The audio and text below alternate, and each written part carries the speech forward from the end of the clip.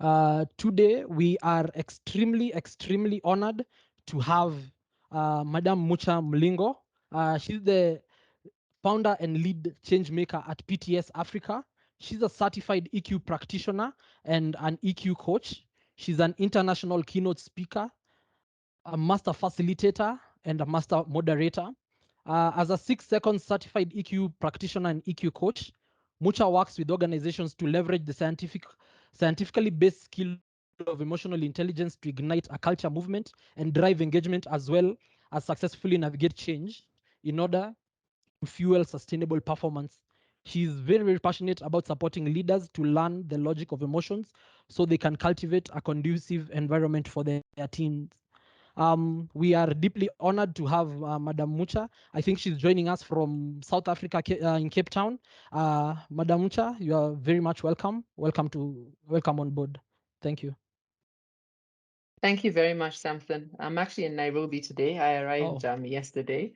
welcome, I arrived welcome. yesterday morning, so Mhm. happy to be logged in, as was earlier mentioned, to a chilly Nairobi. Thank you very much for the invitation. Let us dive right into our conversation for today. We're talking about emotional intelligence. We're talking about the power of emotional intelligence for leaders, and I'm looking forward to an interactive conversation together today. When you think about emotional intelligence, you realize that it is a skill that really has become a must have skill. And today we're really looking at how we can leverage that power. Allow me to start with a story. An African tale is told of a wise old elephant named Zul who lived in the heart of the African savannah and led a harmonious herd. His strength and wisdom were known far and wide, and animals from various corners of the savannah regularly sought his advice. One day, an impatient lion called Shumba approached Nzo. Shumba was a formidable hunter, but he lacked the patience and finesse required for leadership. He admired Nzo's leadership skills and sought his guidance on how to become a better leader. Nzo listened carefully to Shumba's concerns and decided to share an important leadership lesson. And so he took him to the side of a river. Shumba, Nzo began, observe the river beside us as it flows through the plains. Notice the rocks and boulders that stand in its path. Does the river rush and roar, trying to overpower them? Shumba watched the river for a while, and then he replied, no, Nzo, it flows around them, gently shaping the course over time. Exactly, Nzo smiled. Just as the river uses patience and adaptability to navigate obstacles, a wise leader often takes the same approach with their followers. Leadership is not about forcing your way, Shumba, but about understanding the emotions and needs of those that you lead. Shumba pondered these words and asked, but how do I develop this skill? Nzo continued, listen to the whispers of the wind, Shumba. Pay attention to the needs, concerns, and aspirations of your pride. Empathize with their feelings and perspectives. Sometimes, Shumba, a comforting presence and a listening ear can solve more problems than a fierce roar. With newfound understanding, Shumba set out to practice these skills within his pride. He learned to listen before leaping, to empathize before enforcing, and to lead with a gentle strength that inspired unity. Over time, the once divided pride flourished under Shumba's leadership. The lions felt understood and valued, and their loyalty to Shumba grew strong. The savannah animals the transformation marveled at the transformation and praised Shumba for his wisdom. As for Nzo, he watched with pride as Shumba embraced this newfound skill and led with a harmonious spirit. The lessons of the patient river and the wise elephant became a cherished fable passed down through generations, teaching leaders the power of understanding and empathy. In this era of rapid transformation, change is the only constant. As leaders, your ability to guide your teams through these shifts is a testament to your effectiveness. But it's not just about navigating the storm and riding the thunder and lightning. It's also about learning to listen to the whisper of the wind. And this is where emotional intelligence comes to the forefront. Today, we're going to spend some few moments. Our time is fast spent, but we are going to focus on three key things. The most of our time is going to be spent talking about the case for emotional intelligence, why emotional intelligence is important, and some practical tips on how you as leaders can develop this critical skill. We will then touch briefly on driving a culture of performance for high performance teams and leading change from the inside out. Now, before we go any further, let me check in with you. Please use the chat to type your response. If you were an emotion, what emotion would you be and why?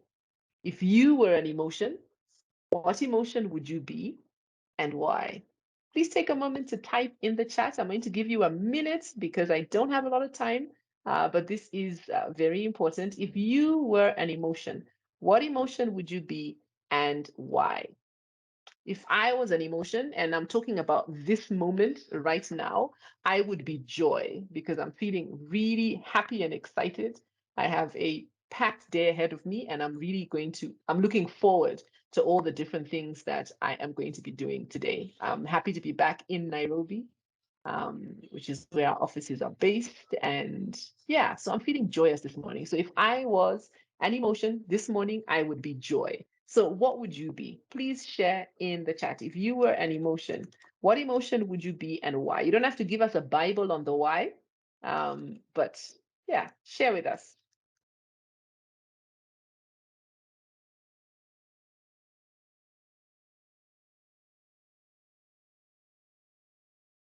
I'm giving you a minute more.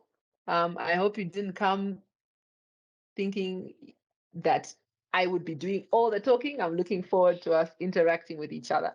Thank you, Samson. I would be zealous, excited to tap into my emotional intelligence. Fantastic. Thank you very much, Samson. I'm waiting to hear from somebody else. Please share in the chat.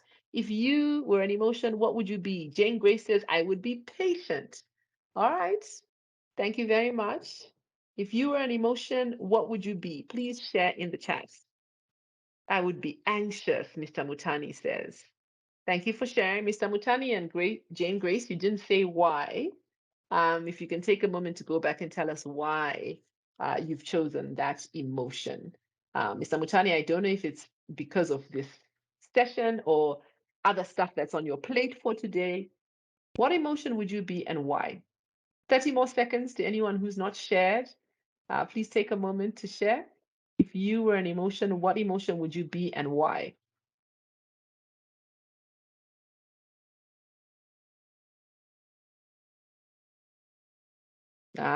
Davis says, I would be empathy, seeking to understand others. Thank you, Davis. Jadida says, I would be happy to know more about intelligence. I like it. Thank you very much to all those who've shared. Mr. Mutani, because of the huge basket on my expectation list, I feel you, Mr. Mutani. I feel you. That can definitely induce anxiety. All right, someone says, I would be changed. Okay, thank you. So thank you to everyone who's shared. So I mentioned that we're going to kick off with talking about the why of emotional intelligence. All right, I've got a few more here. Josephine says, I would be an adaptive emotion. I like that, never wanting to be disappointed at any time. I like that, Josephine. Maureen says, I would be relaxed. I look forward to learning. I absorb when I'm relaxed. Fantastic. And Aurelia says, I would be gratitude. All right, so let's talk about the case for emotional intelligence. Why is this a critical skill for you as leaders? So, when we reflect on what leadership is, the old model of leadership is a process of controlling, right? The old model of leadership is a process of controlling. So, I say and you do. The new model of leadership is a process of being a role model. It's a process of connecting with others and leading them by example. It is no longer effective as a leader to take that control kind of approach to leading, because people need to follow you as their leader because they have trust in you because of the relationship that you have built with them. And so to cultivate this new style of leadership, right? To cultivate this new style of leadership, leaders must understand three key facts about emotions. All right, so Joanne says joy. Thank you very much for sharing, Joanne. So let me share three important facts that will really help set up these conversations. The first thing that great leaders know is that emotions are data. Emotions are data. Behind every emotion we feel, there is a message. And so I asked you earlier to share what emotion you would be, right? Every emotion that you've indicated gives us a message. Our emotions are a message from ourselves to ourselves. And so if we ask ourselves, what information is this particular emotion sending me? Then we improve awareness. Our emotions are data, they are insight, a message from ourselves to ourselves. We have a tendency to think of our emotions as good and bad. And so we delight in the good emotions and we despair at the bad ones. But there's no good or bad emotions. Emotions are data, they are insight, information from yourself to yourself, designed to help you make better decisions. And so the first lesson great leaders know is that emotions are data. Think of your emotions as a car's dashboard. When your emotional check engine light comes on, you are receiving a signal. And so we need to learn to perceive these emotional dashboard lights, building the skill of self awareness. Now, we can try to ignore our emotions, but it doesn't work because emotions are chemicals that exist even if we pretend that they are not there. Our emotions influence the way that we interact, the way that we show up, the way that we behave. And so when we pretend our emotions are not there, what actually happens is they influence us nonetheless. Ignoring your emotions is like trying to drive your car blindfold. There's not a lot of sense in that. The second thing that great leaders know is that emotions are logical. So the first thing is emotions are data, information that's critical for decision making, and then emotions are logical. Like I said, every emotion has a specific meaning. Now, whilst emotions are logical, our response to the emotion can be illogical. But the emotion itself is logical. Whatever it is you're feeling is a logical response to what's going on. We can then respond in a way that is illogical. So when you see an emotional reaction in someone, consider that they are behaving in a way that makes sense given the emotions they are experiencing.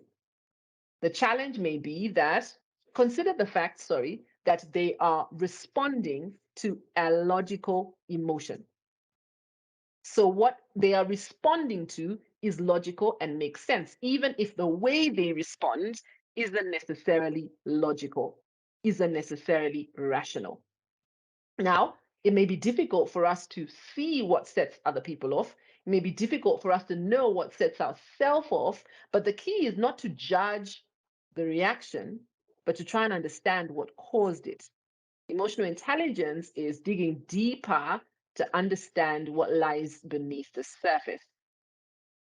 Effective leaders know that decisions must be in alignment with both the rational and emotional parts of the brain.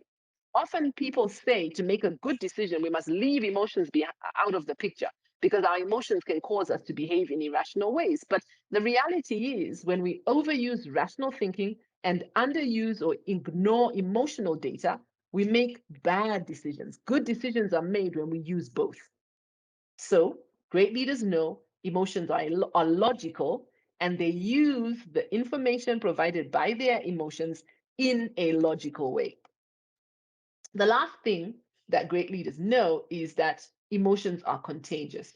An anxious leader often generates an anxious office. A leader with a hair trigger temper leads to a team that works on edge, whereas a cheerful and compassionate leader can leave the team in a good mood and create a positive climate. People often say that laughter is contagious. The reality is all emotions are contagious. And so good leaders understand this information because it influences how they interact with their teams. Emotions are data, important information. Emotions are logical, and emotions are contagious. Now, when leaders practice emotional intelligence, they improve the emotional climate, knowing these three things. In his book, At the Heart of Leadership, How to Get Results with Emotional Intelligence, Joshua Friedman highlights how emotional intelligence is a key success factor. When leaders practice emotional intelligence, they improve the emotional climate. And research shows that climate is strongly predictive of key workplace outcomes, predicting 46% of customer service, 28% of performance, and 45% of retention. So, what that means simply is that when leaders are emotionally intelligent, they cultivate a climate that is positive emotionally, and this impacts how well the team interacts with customers, it impacts how well the team performs, and it impacts how much people stay. We can look at some additional research highlighting the impact of emotional intelligence on teams. Research conducted by 6 Seconds, published in the State of the Heart Report 2023, highlights the impact of emotional intelligence on leadership. Point 1.1, a leader's effectiveness is strongly correlated with their emotional intelligence. Their research showed that leaders who score high in EQ are 7 times as likely to score high in leadership performance outcomes. 7 times. 1.2, a company's success depends on a leader's emotional intelligence. So this looks at key metrics like productivity, retention, customer satisfaction, and bottom line results. So a leader's emotional intelligence has a direct impact on the hard stuff, the bottom line results. And then what's really important, 1.3, research shows that leaders can learn and develop emotional intelligence. So this is a critical skill. And the good news is that we can learn how to practice emotional intelligence. And this ultimately will improve the leadership effectiveness and key performance outcomes. So people don't leave companies, they leave leaders. If you think about it, why have you left a leader? In decades of working with organizations all around the world, the most frequent answers revolve around a lack of emotional intelligence.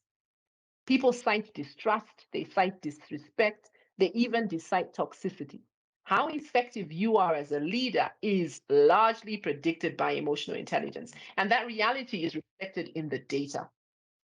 Research outcomes of leaders' emotional intelligence over and over again show the impact within the organization. If you think about it, leadership is about people and relationships. And exceptional leaders use emotional intelligence to create a context for people to thrive. Why is a leader's emotional intelligence so important? Because they set the tone for the organization. At a neurobiological level, people in positions of power or authority spread emotions more easily than others, right? So leaders aware of this responsibility and equipped with the ability to navigate emotion, leaders who are skilled in emotional intelligence create a more positive organizational climate and foster a culture of positive mental health. And this creates conditions for employees to perform better and ultimately drives bottom line results. So that we're on the same page, let's just check in for a moment on our understanding of what emotional intelligence is, because we've talked about the fact that this is a critical skill. So let me ask you in the chat. I've been talking for quite a while, so let me turn it over to you. How would you define emotional intelligence? Please share in the chat. How would you define emotional intelligence? What is the definition of EQ for you? Please share in the chat.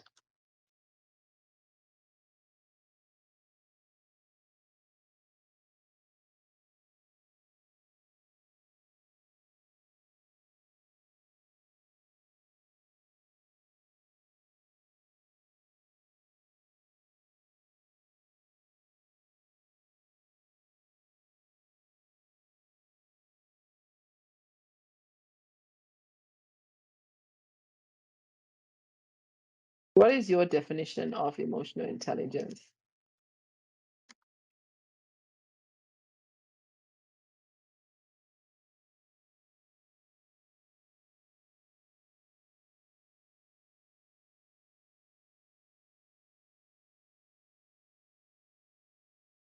I love the messages that are coming through.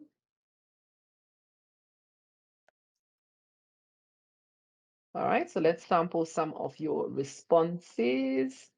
Thank you for sharing. So Samson says the ability to understand and manage your own emotions as well as the emotions of others. Tapelo says ability to understand people's emotions. Thank you very much for sharing. Mary says the ability to understand and cope well with your own and others' emotions. Aluda says managing yourself as you relate to your environment. Mr. Mutani, ability and willingness to manage my emotions and those of people around me. Jane Grace says ability to control your emotions and other people around you, their emotions and reactions. Josephine, the ability to manage emotions during times of distress and pressure. Absolutely fantastic. Thank you very much for sharing your definition. So, if we look at the dictionary describes emotional intelligence as the skill in perceiving, understanding, and managing emotions and feelings, or recognize, understand, and manage our own emotions, and recognize, understand, and influence the emotions of others. So that is what the dictionary defines as emotional intelligence. Thank you, Jadida. I see yours, ability to understand your emotions and the emotions of others. If we simplify it, if we look at this in practical terms, this means being aware that your emotions can drive our behavior, your emotions can drive your behavior and impact people both positively and negatively, and learn how to manage those emotions, both yours and others. Ultimately, emotional intelligence is simply being smarter with your feelings. Now, I want to take a moment to talk about what emotional intelligence is not, because there is sometimes confusion about this. So, emotional intelligence is not the opposite of IQ. Actually, EQ and IQ work together, blending emotional and rational thinking. David Caruso puts it best when he says, emotional intelligence is not the triumph of head over heart, it is the unique intersection of both. When I use both EQ and IQ, I make better decisions. Emotional intelligence is not being nice or being soft. Many times when I talk about EQ with leaders, especially the EQ competency, of empathy, leaders push back because it appears that EQ is being nice and soft, and that employees will take advantage of this softness or kindness.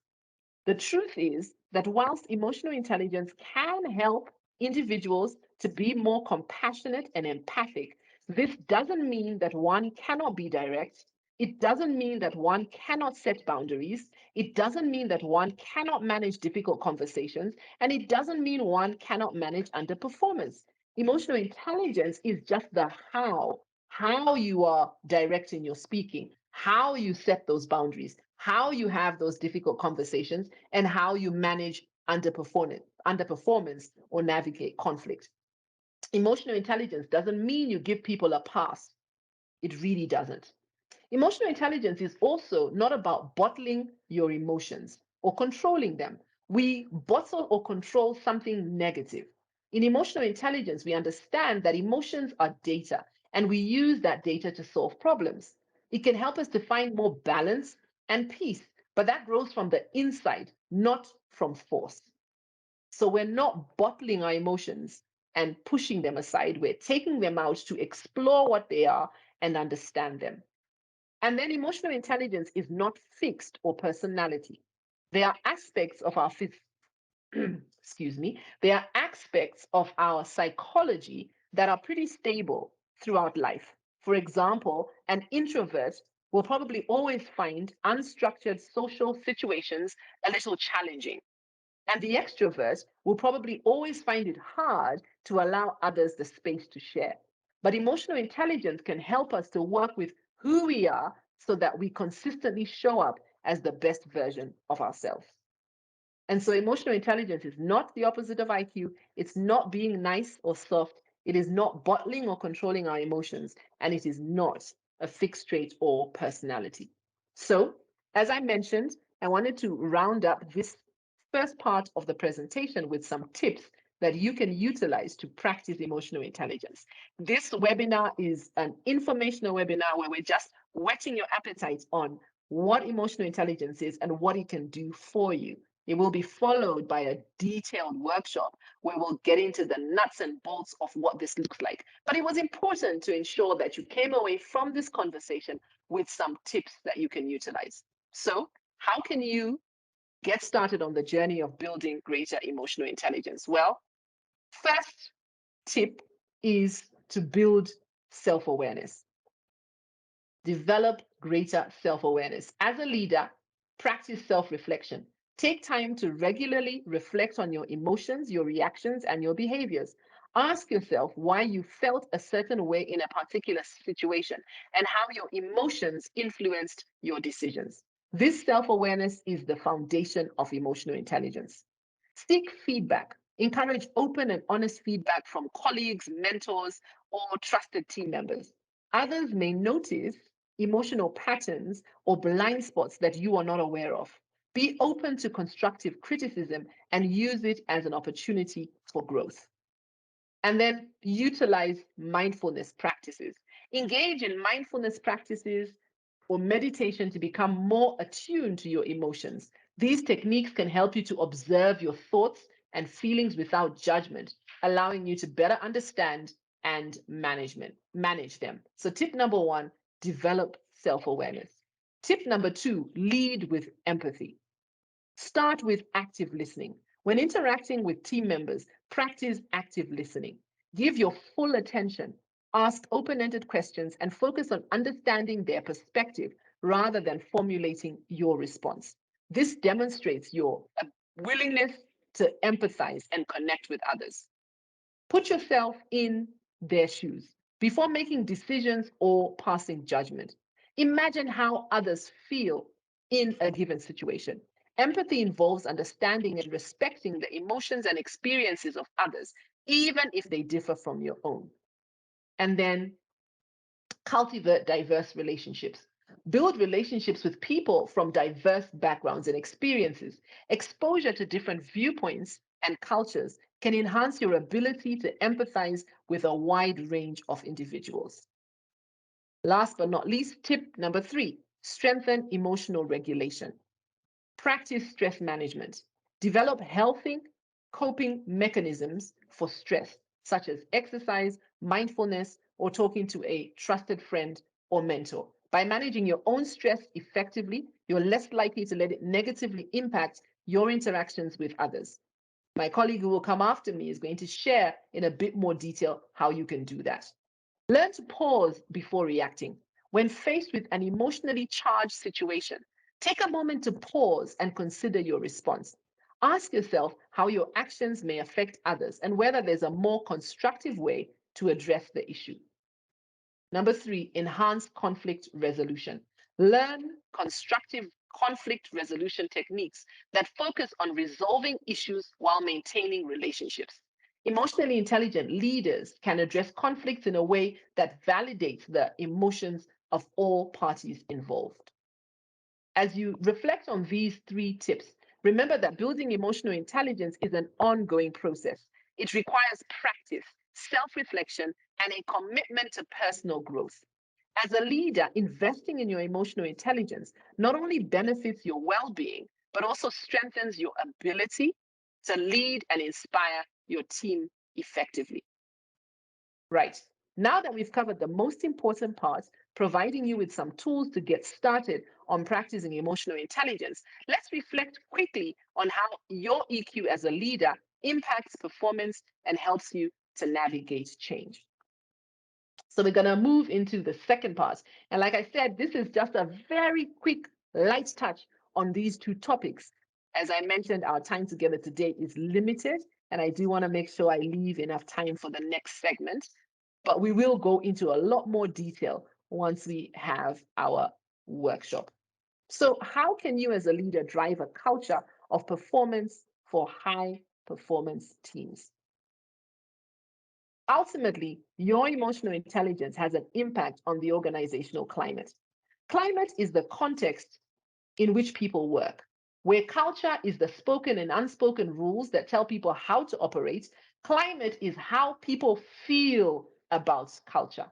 Leaders who are committed to exceptional performance ensure that the culture and climate are both positive, a space where people can bring their best of themselves to work. Every day, when people come to work, there is an emotional component to their experience. They might say, it feels good to come to work, or they might report, it's a really toxic environment at work. This general, organizational mood is what we describe as the organization climate, and it has a profound impact on performance. When people feel good coming to work, they take positive risks, they are more open and innovative, they share more information, and they are more resilient. When work feels unpleasant, people disengage. So, how is this organizational climate formed, and what does it take to improve this climate? According to the 2022 edition of the 6 Seconds Workplace Vitality Report, emotions are a great predictor of team performance and organizational climate. And so, when leaders practice emotional intelligence, this cultivates a climate where individuals can thrive. A high performing culture doesn't have to be synonymous with a cutthroat, competitive environment. Emotional intelligence allows leaders to motivate and inspire their teams positively. Instead of cultivating or creating a culture of fear, emotional intelligence leaders focus on building a culture of collaboration, growth, and support. Ultimately, emotional intelligence is a hallmark of a healthy organizational culture, helping colleagues to support one another through stress and conflict, and it leads to greater empathy and understanding amongst teammates, which ultimately increases morale and cohesion. And so, climate is a critical factor for success. And what we know is that when we have more EQ, we have a stronger climate, which generates better results. And so, by strengthening the emotional intelligence of the leader and the team, we get better results. In an article, The Climate for Success, Joshua Friedman and Thomas Wojcik explore the impact of emotional intelligence on organizational culture. In it, they share this excerpt that I want to read to you. Today's organizations are complex, quickly changing, financially pressured, and typically doing more work with less people. All too often, leaders find themselves asking people to do more with less. So, what leadership alchemy does it take to engage people to dig deeper and reach further quarter after quarter? Every leader can improve the people side of performance by understanding the emotional drivers that bring out the best in people. According to their research, there are three key takeaways that we can apply that help you as leaders to cultivate a climate for success. When employees feel good, they perform better. We've believed that we can leave our emotions at the door. But the reality is, our emotions are an integral part of who we are. When people are disengaged, energy drops, quality suffers, communication is compromised, and good people start leaving the organization. The idea that people can leave their emotions at the door really is a fallacy, one that can prove very costly in organizations. The reality is, we must provide an environment where people feel psychologically safe and able to give of their discretionary effort. The people side of things is not a soft area as we have believed. It is a priority and ultimately drives bottom line sales results. Organizational leaders must commit to a healthy and positive climate and recognize that it is a strategic priority. Climate is one of the top, if not the highest priority of the best leaders. Great leaders provide a container that incubates exceptional performance. And at the heart of this is emotional intelligence. Understanding the climate lets leaders into the hearts and minds of their people, which means they are much easier to motivate. The last key takeaway from this research is the idea that emotional intelligence is the one leadership ability that has a measurable difference in strengthening relationships and improving organizational climate. As a Harvard Business Review report indicates, it is a basic tool, emotional intelligence that is, that deployed with finesse is the key to professional success. Ultimately, the organizational climate is made up of relationships. You improve the climate by attending to your people one at a time. Attending to feelings at an individual level ripples out to shape the climate, the feelings of the organization as a whole. And so, as a leader, it is critical that you understand how your emotional intelligence and that of your team influences the climate of the organization. I feel like I am rushing very quickly, but allow me to check in with you one more time. Think about a climate where you felt as though you thrived. Think about an environment where you gave of your best. Take a moment to reflect. What was it about that environment that made it special? What was it about that environment that made you thrive? Share with me in the chat.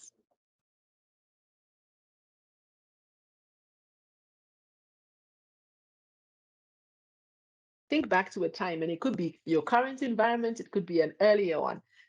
Think back to, and you don't have to share what the environment is, but think back to when you feel as though you really were able to thrive and give of your best.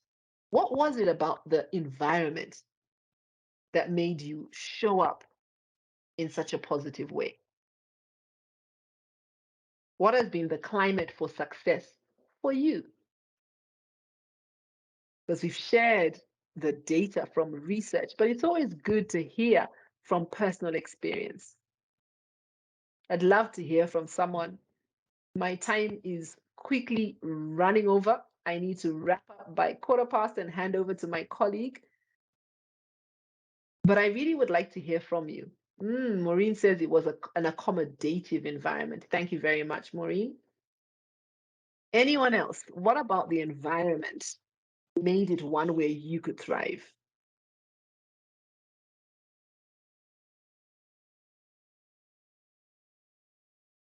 Right. Thank you, Samson. So a climate where my own personality and individuality was accepted.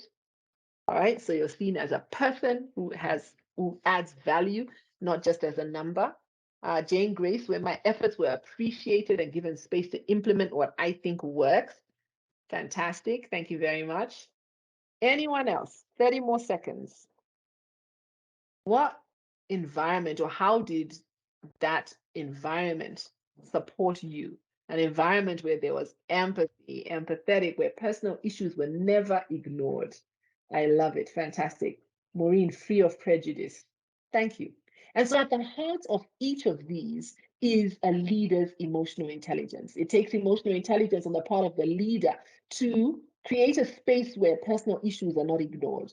It takes emotional intelligence on the part of the leader to create an environment that's free of prejudice. And this requires a concentration on the leader's part because we all have biases. It takes a leader with emotional intelligence to be able to see each person as an individual and appreciate their personality and individuality, to accommodate people, to appreciate the efforts and not feel threatened by people and give them space to implement what they think works.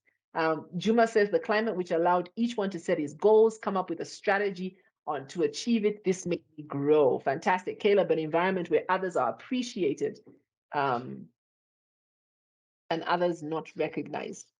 Caleb, I'm not sure I understand the last part, but I get the first part. And so as leaders, you set the climate.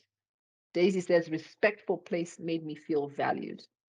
Fantastic. So all of this requires emotional intelligence. In the remaining few moments that I have, allow me to a light touch once again.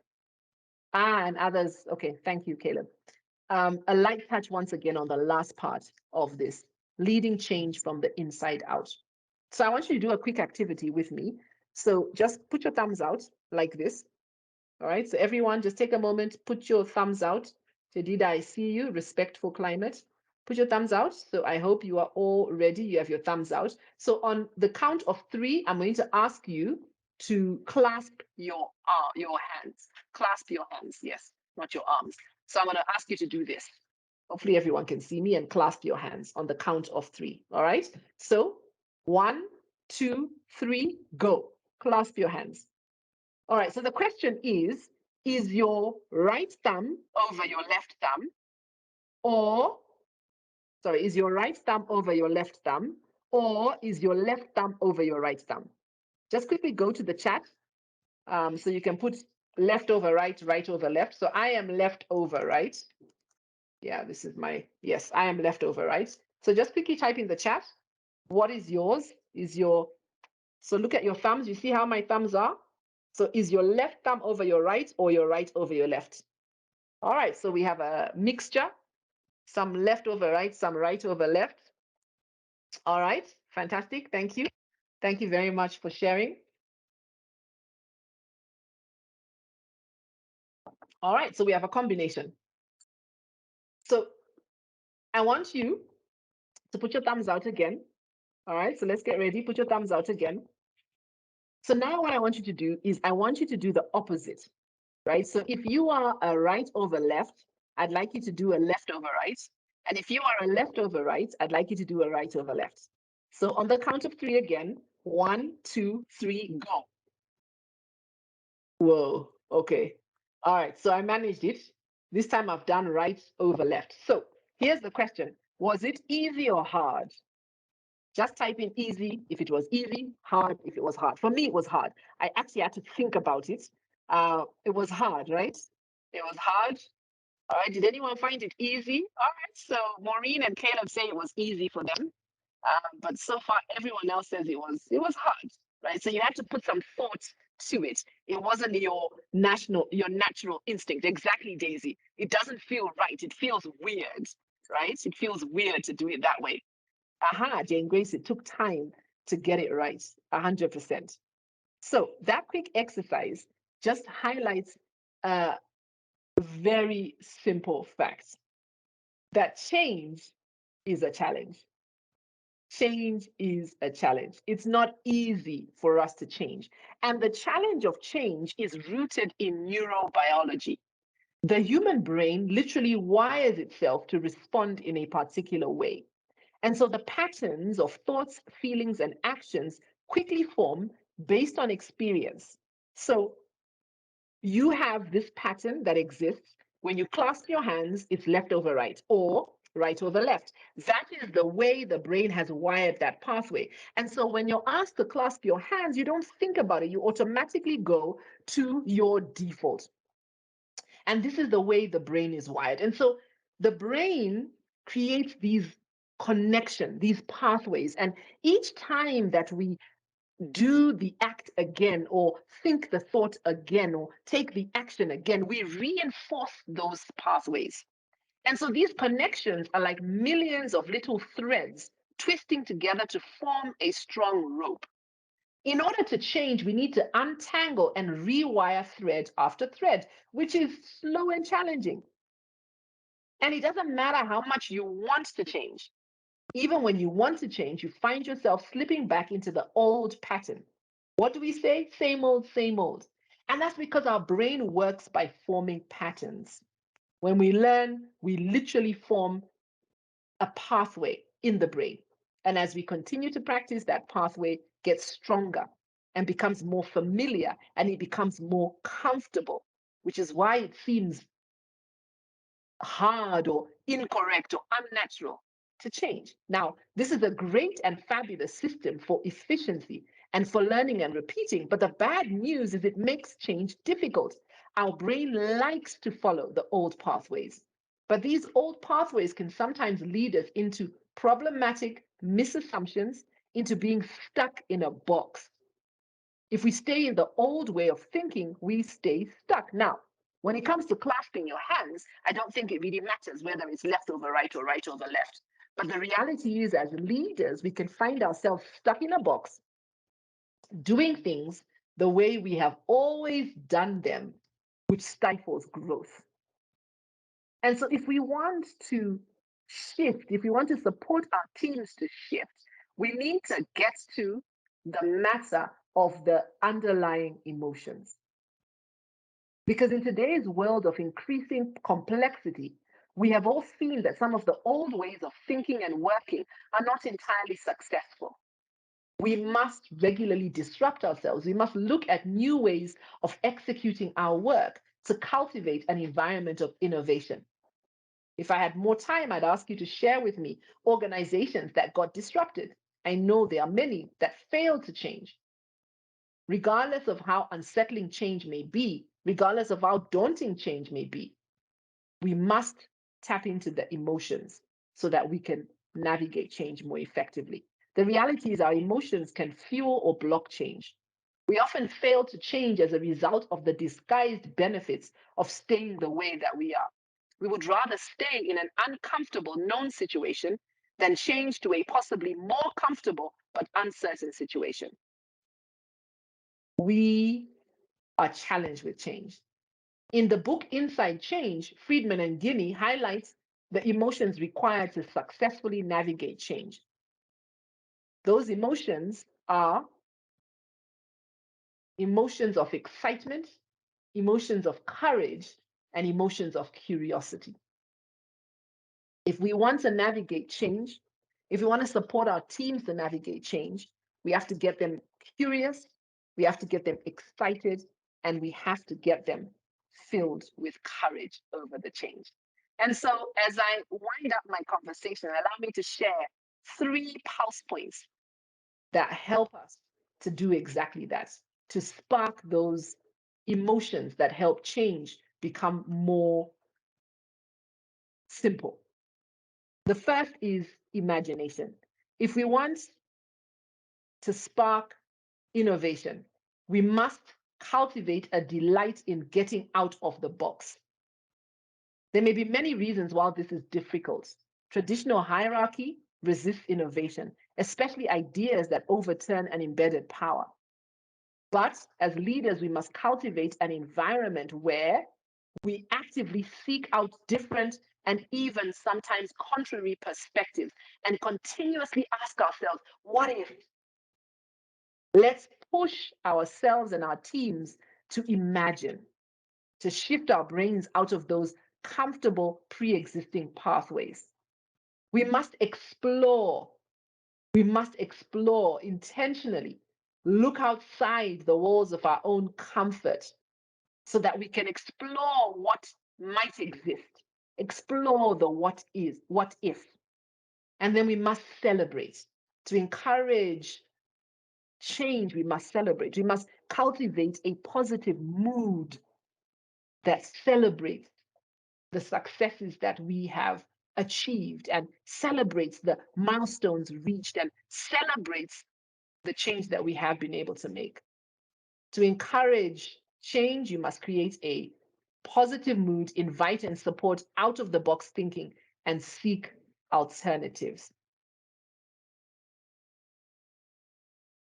As we conclude, let me just remind you of this fact.